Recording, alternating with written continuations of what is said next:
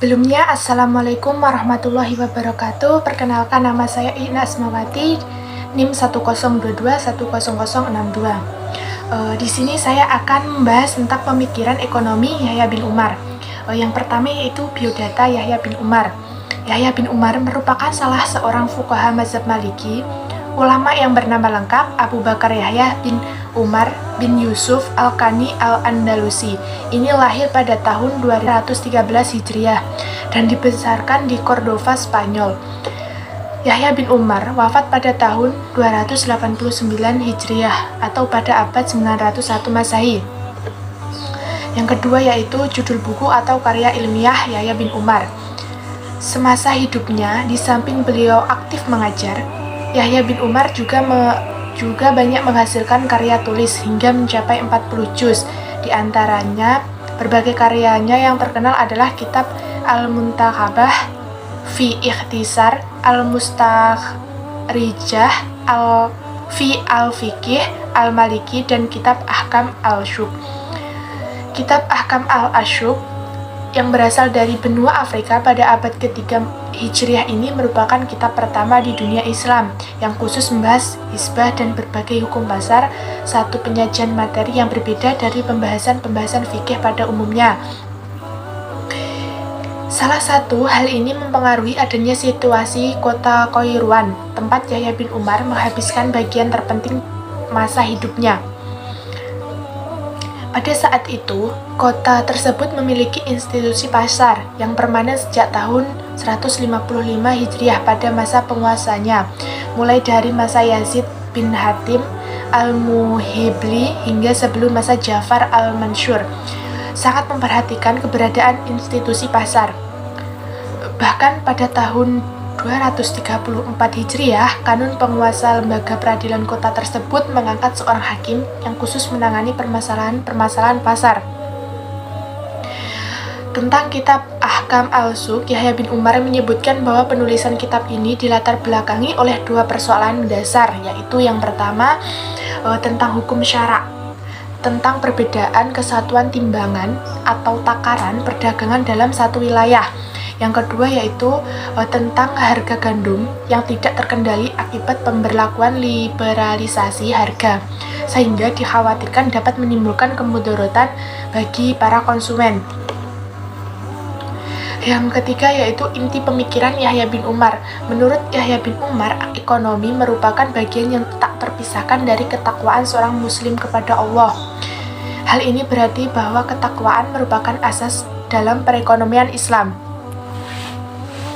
Oleh karena itu, di samping Al-Quran, setiap muslim harus berpegang teguh pada sunnah dan mengikuti seluruh perintah Nabi Muhammad dalam melakukan setiap aktivitas ekonominya.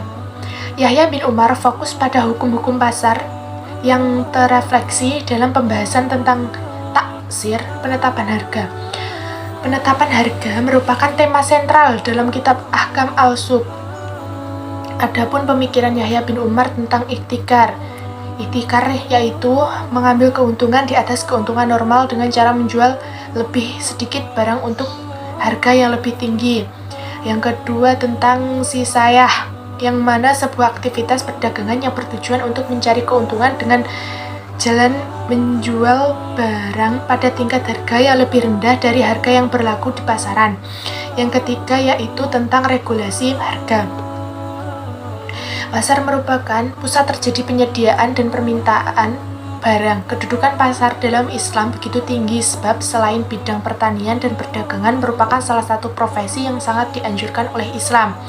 Islam merupakan agama yang menjunjung tinggi kebebasan dalam berekonomi, sehingga dalam memberikan kebebasan kepada umatnya untuk melakukan inovasi dan kreativitas dalam bermuamalah. Dalam kondisi seperti ini, maka pemerintah dilarang melakukan intervensi terhadap harga. Pada pasal 5 ayat 1 dan 2 Undang-Undang Nomor 5 Tahun 1999 mengindikasikan adanya larangan untuk melakukan pengongkolan dalam rangka menetapkan harga di pasar. Berbicara tentang regulasi harga, tentu kita ingat bahwa pengawasan harga muncul pertama kali pada zaman Rasulullah. Pada masa itu Rasulullah bertindak sebagai pengawas versi Indonesia, KPPU Komisi Pengawas Persaingan Usaha. Kondisi saat itu, masyarakat diharapkan dalam kondisi harga yang melambung tinggi, sehingga sahabat meminta Rasul untuk menurunkan harga. Namun demikian, Rasul menolak permintaan sahabat tersebut. Rasulullah mengatakan Allah mengakui adanya kelebihan dan kekurangan. Dialah pembuat harga berubah dan menjadi harga sebenarnya. Saya berdoa agar Allah tidak membiarkan ketidakadilan seseorang dalam darah atau hak miliknya. Yang keempat yaitu tentang bagaimana memakmurkan suatu negara. Yahya bin Umar dengan tegas melarang adanya praktik dumping, di mana di era modern ini banyak negara yang melakukan praktik dumping, seperti halnya Amerika dan Cina. Kedua negara tersebut menjual barang-barangnya ke negara lain dengan harga murah, harga di bawah biaya rata-rata suatu barang dengan tujuan mencari keuntungan, karena pada dasarnya barang yang murah banyak diminati orang. Praktek ini dilarang keras oleh agama Islam karena menyebabkan kemudorotan bagi masyarakat.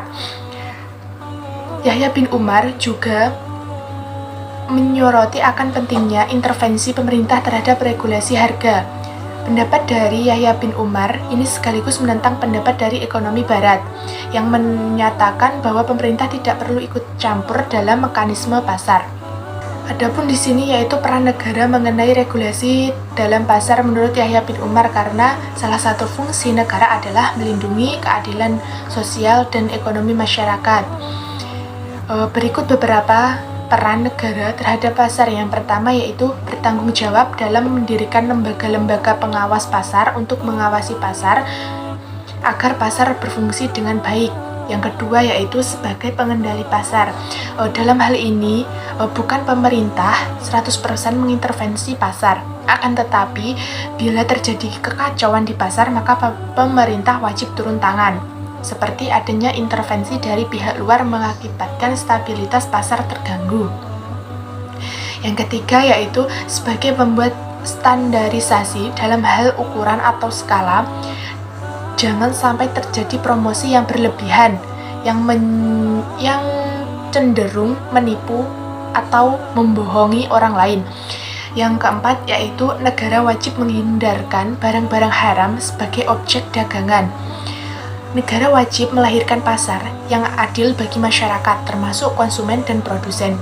Jadi agar suatu negara itu makmur, maka dalam penegakan harga itu harus seimbang, yang mana tidak ada penurunan harga yang mengakibatkan menjatuhkan usaha orang lain.